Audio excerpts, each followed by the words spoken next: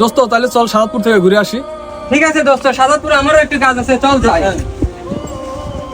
আর যাই খেলতে, তুই কোথায় যাই? আচ্ছা শোন, আমরা যে জায়গায় যাচ্ছি ওই জায়গা তোকে নেওয়া যাবে না, ওইখানকার পার্সোনালিটির সাথে তোর যায় না। এই শোন, তোর সাথে আমরা সময় কাটাই এই তো অনেক, তোর লেভেল আর আমাদের লেভেল যায় নাকি?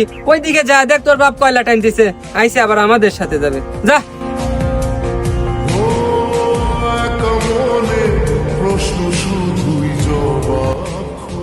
টুকরি নামাও, তোমার হাতে আমার কথা আছে।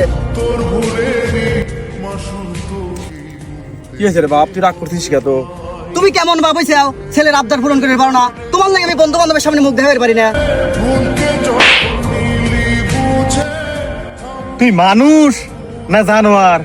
যে বাপ তোকে ছোট থেকে বড় বানাইলো, এত কষ্ট করে লেখাপড়া করাইলো, খা না খা তোর আবদার মিটাইলো, আর তুই হেই বাপের গায়ে হাত দিস? তোর মতো সাল থাকাতে না থাকাই ভালো।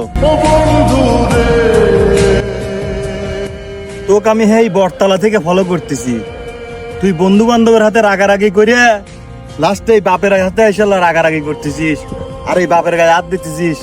হায় রে দুনিয়া রে, দুনিয়াটা আজ কোথায়? বাপ এত কষ্ট করতেছে, রোদে পুড়ে কষ্ট করতেছে, আর এই বাপের গায়ে তুই হাত দিস? ও খোদা, এদিন দেখছে না দেয় ভালো ছিল। তুই যদি এখনই যদি তোর ভুল সংশোধন করতে পারিস, তাহলে তোর বাপের কাছে মাপসা, আর জীবনে এরম ভুল করবি না। আব্বা আমার ভুল হয়ে গেছে আব্বা, আমি খারাপ বন্ধু বান্ধবের পাল্টাই করে আব্বা তোমার সাথে খারাপ ব্যবহার করছি আব্বা। দরকার পড়লে আমি ওইসব বন্ধু বান্ধব ত্যাগ করে দেবো আব্বা, তুমি আমাকে মাফ করে দাও আব্বা, তুমি আমার আপন আব্বা।